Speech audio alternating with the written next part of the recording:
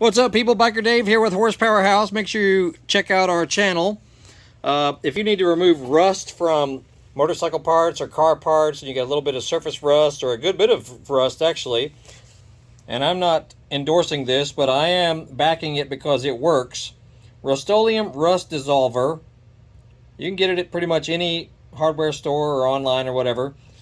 Because the rim of this gas cap on this gas tank was pretty bad. All I did was brush some of that rust dissolver around the rim of it.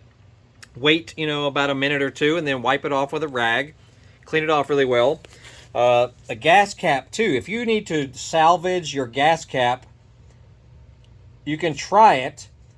See if you can brush some of this dissolver around the gas cap, around the mechanism, the spring-loaded latches and everything. Just wipe it on there, and then you can go rinse it off in the sink.